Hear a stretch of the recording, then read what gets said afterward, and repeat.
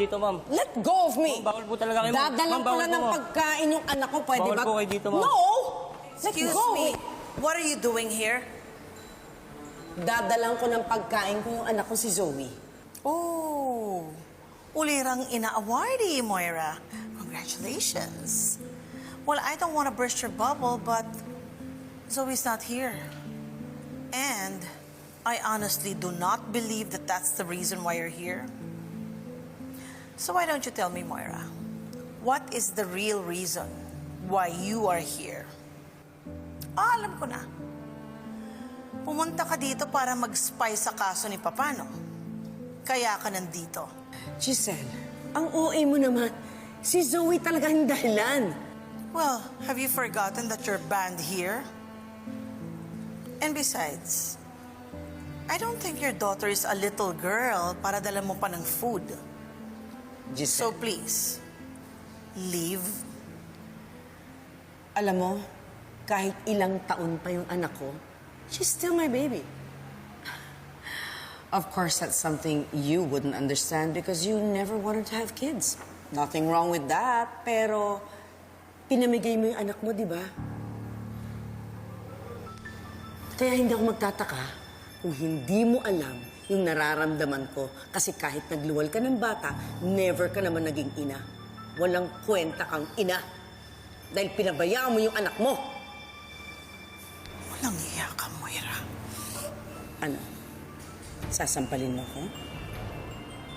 Is that supposed to make you a better person?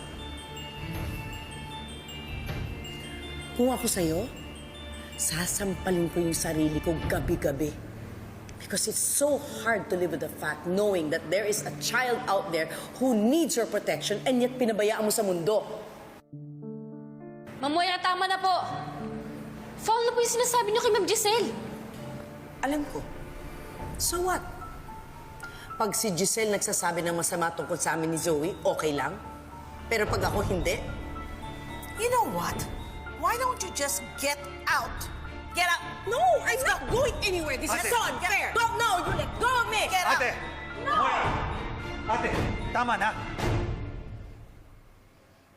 Robert, sobra naman tong ate mo eh. Banned na nga ako dito sa ospital, pati ba nung pagdala ng pagkain para kay Zoe, bawal din? Moira, wala kaming tiwala sa'yo. At isa pa, baka kapag nalaman ni Papa na nandito ka, baka lalo siyang magkakasakit. Kapag nandito ako, masama ako. Kapag hindi niyo naman ako nakikita, masama pa rin ako. So anong gagawin ko?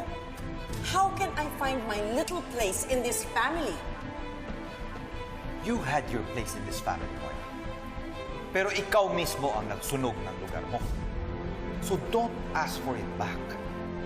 Dahil mahirap magtiwala sa isang taong katulad mo na sinungaling. Pwede ba? Let's go. This is so unfair.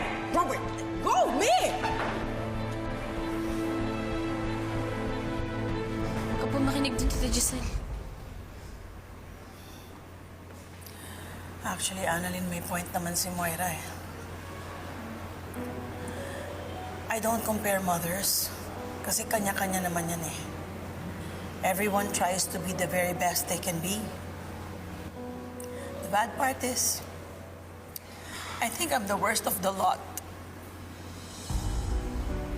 And that's the burden I bear every night. If you only knew.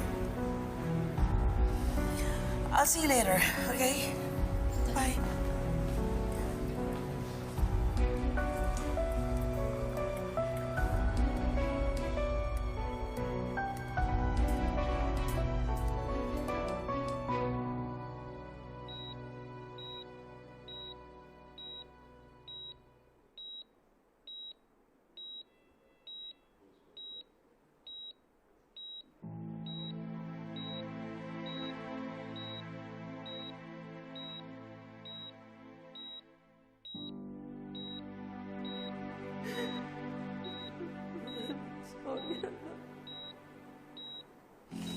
Kung hindi mo alam yung nararamdaman ko, kasi kahit nagluwal ka ng bata, never ka naman naging ina. Walang kwenta kang ina. Dahil pinabayaan mo yung anak mo. Sorry. Hindi ako naging matapang para sa'yo.